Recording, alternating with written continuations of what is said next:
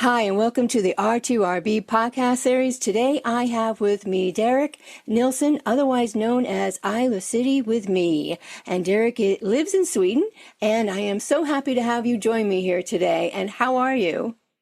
I'm very good, and thank you for having me, Deborah. Oh, you are so welcome. So let me ask you this. Who is Darek Nilsson by day? By day, I work at a restaurant. I have my own restaurant, and I mostly, to 99%, do all the cooking in the restaurant. Wow. So I'm a chef, and I've been a chef for 29 years now. Oh my gosh. Were you always in the kitchen before you got into the restaurant business? Yeah, it started very much like that because my mother was the one that taught me how to cook and how to do food. So we started as a child and at her restaurant. Oh, wow. And and then I took that restaurant over about 25 years ago and have had it since. And is it all Swedish specialties? It's actually very mixed all the time. I choose to change the menu 2 times a year and do different stuff. So we have American steaks, we have Swedish meatballs, of course. Many. I have tried that from IKEA, I think. But that's one that always sells much. Yeah, wow. Yeah, Swedish meatballs. So my great-grandparents were from Sweden, so I've had a little Yeah. taste of Swedish food. Yeah, yeah. So very nice. Oh, that's great. So, but you have a very busy day though. I know, do you work 7 days a week at the restaurant? I used to, but like 4 or 5 years ago, I decided that I cannot do that anymore. I did work like that for about 20 years, that I had a little bit vacation, but mostly worked 7 days a week. Wow. And then And how did you get into the music side of it all? it was the music that was my number one passion when I was a small child. And also how I started. I started in the nightclubs and playing as a DJ. I worked a little bit in the bar, always in the entertainment business, yes. Yes. So I did that already when I was 12, 13, 14 years old and played it at nightclubs. There was much older people, like 21, 22, 23. And I was the DJ and doing the music, had the feeling for like what people wanted on the dance floor. And I did that, did my Wow. own beats and things like that. So then you took all that and decided to do what? Well, in that time, it wasn't that easy to follow that passion and make a living. I needed to pay my bills, and the easiest way was to, because of my mother that was in the restaurant business also. So yeah, it was the choice I had to make in that time. And so then you still are cooking, you still are chef, you still have the restaurant, and you still do the music full time, or is it part time, or how do you fit The this all together? Yeah, the music takes much time, but I think more times takes the promotion and trying to find my audience. That takes almost more time than producing the music, because producing the music is fun. It's something that you just really enjoy. But the promotion, I think, that takes very much time and energy from yourself. Um, but food is my passion also, like my music was when I was small. And now when I took off a little bit more time from my restaurant, I'm like on Monday to Thursday, a little bit free, just mostly in the office. And I do mostly of the cooking in the restaurant Fridays, Saturday, and Sundays. Oh, okay. So you found a balance then between the Yeah, chef in you and the musician in you, and then yeah, out of all that came iLuCidi. exactly. And yeah, nowadays it's something that I do very much, and it's bring many nights, sleepless nights, to just doing the music. What's the story behind the name? Like I said, iLuCidi, it comes from the Lucid name, and I always liked the name. But a couple of years ago, when I started to be like, now I have to find a balance in my life. I cannot work 7 days a week and not have time for my family, not have time for everything. So it just opened my eyes when I realized that life is very short. You have to try to find a balance try to have so much fun and follow your passion as much as you can. Yeah, absolutely. And just real quick, back to marketing and promoting yourself. So many of the indie artists, that's what you do. You promote yourself, you record Yeah. yourselves, you release your songs, singles, EPs, albums yourselves. And I just know for myself with the R2RB, just doing the promoting that I do for that, and I work a full-time job too. It's Yeah. almost like by the end of the week, I'm like, I want to turn the world off.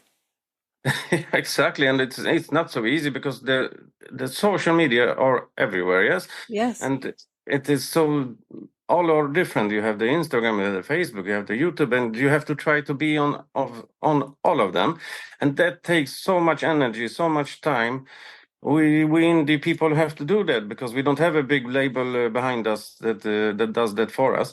So that I would rather do my music and have my passion and fun than doing the promotion. But if I don't do the promotion, then nobody listens to me. Right. And then when you don't do that for a day or two, the algorithm just drops. So it's It just drops, yeah. yeah, yeah. So that's a full-time job in itself. Exactly, and that's probably how the social media like say to people like, okay, if you're not here and you're just doing the movement on the online, we're gonna drop you. Yeah. Yeah, that's what happens. It's crazy. And I know again, speaking with indie artists, how hard you all work to keep that going. It's crazy. So you write your own songs as well. Yes, I write my own songs, but I'm not a real singer. So to do my really full songs that are a little bit more vocal, then I have to begin to work with some other vocalists and musicians. And so you bring it all together. Do you all come together or do you take do they send you pieces, tracks to incorporate into? Well, right now it's only pieces and things like that, but I'm trying to find somebody to work with that can be like my partner in the vocal art, and I be the musician and doing the music behind it. Yeah, there's nothing like collaborating, right? And collaboration is wonderful, yeah. Yeah, absolutely. And your Brings genre, people together. I'm sorry, Yeah. I'm sorry. It brings people together and makes you so many more friends. Absolutely. I was speaking with an indie artist here from Delaware, and that was something he had said as well. When you're collaborating, then you get all the collaborators' friends and all their contacts, Yeah. and it just helps to even with your promotions as well to have somebody else helping you. Exactly, and you cannot do anything alone in this life, because you have to have collaboration, you have to have people supporting you, and you have Yeah. to support other people. If you do that, you understand that you cannot do anything alone, then you're going to stand alone and probably you're not going to succeed with nothing. Absolutely. And I also find that the indie artists are so supportive of each other, be Yeah, it here, Sweden, the UK, all over. You all support each other. You all come together, which I just think is a yeah, fabulous. It's fabulous, yeah. fantastic. It's yeah. So what was it? What was it? What is it about the electronic genre that drew you in? Well, it's the variety of it, because when I hear a melody, uh, I don't hear it in piano because I mostly begin always in the piano, but I don't hear that melody sounds how I want it before I try like 50, 100 different synths and then find the one that is in my head for the right melody. So that's why I always loved just the electronic when it came because I was doing the piano when I was younger, yeah, but it just didn't feel right because I didn't have all the right melodies from the piano. I needed the synths. When the synths came with studios and you could change and use so many of the different synths, then you had the possibility to like, oh, this is the right tune, exactly right tune that I wanted in my head. Wow, that is great. And what was the first song that you put all together? Oh, I did songs when I was younger, but that's like in that time you had to burn them on floppy disk. Then didn't work that good in that time, and sometimes when you was like finished with one song or almost finished with one song, then something happened to the computer and all the songs was just lost. Oh, wow. So but they still do the same melodies. The same melodies that I do now, I did when I was younger.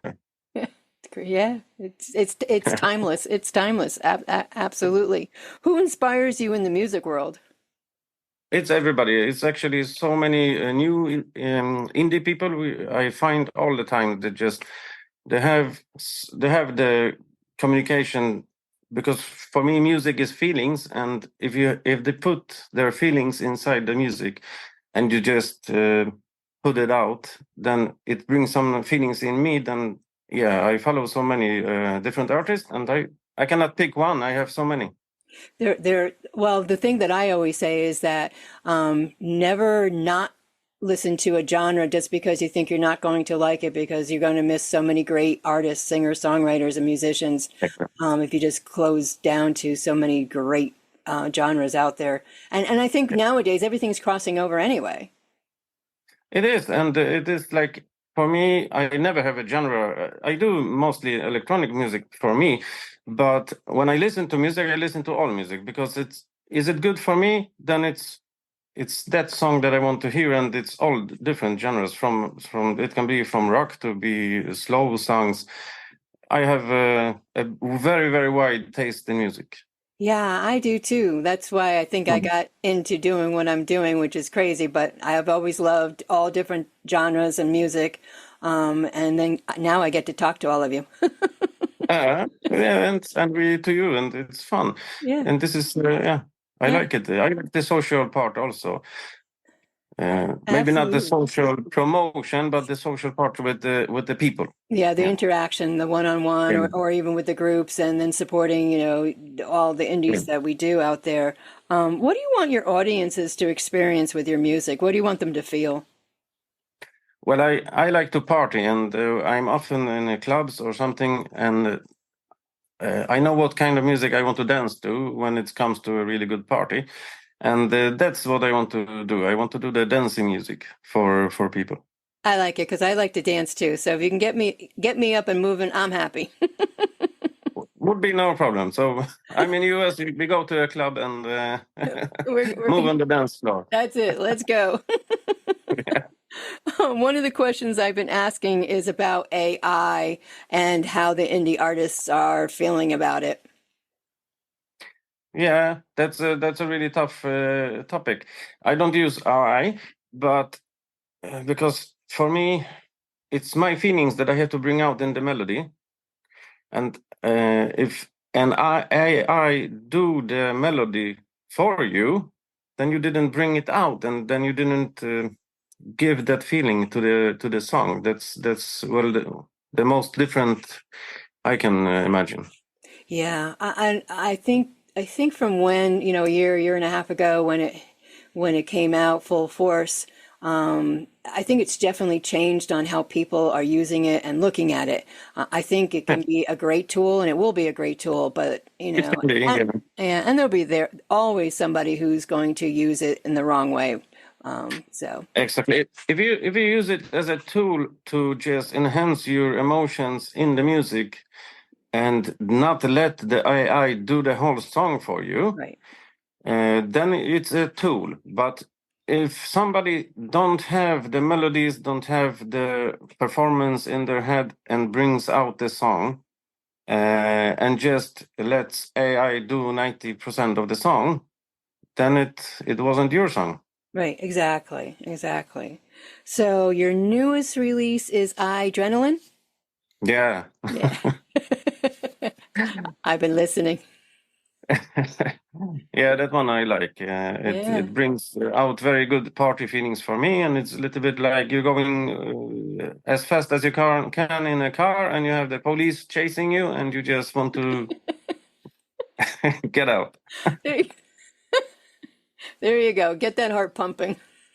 Yeah, a little bit like that. Oh, oh my gosh. Yeah, how's it doing? It's performing, but Yeah, it good. takes sometimes very long time, and is the thing. I have to promote it every time. So if I'm working like in the restaurant for 3 4 days, and I don't have so much time for the social media, then it drops. And then I have a little bit free time. Then I do the promotion, and Right. then I have to find also the time to do the music because that's where my passion is. Yeah. So it's a balance. You have to balance all the time. Yeah, well, so far it's working for you. Yeah. Yeah, well, like the thing is that I want to start to perform again as a DJ and as a performing artist to the end of this year and start taking bookings, and that's where I think I'm gonna find my audience more, like meet Yeah. the audience, and Right. then if they like my music and what I do there, they're gonna follow me in the more of the Spotify and all of that. Oh, that would be fantastic. You'll never sleep. Are you working on a new release? Yes, I've been working on a. This is an interesting one because I'm working on like a summer song, Oh, cool. and the thing is that I'm working with making it in different languages, the same song.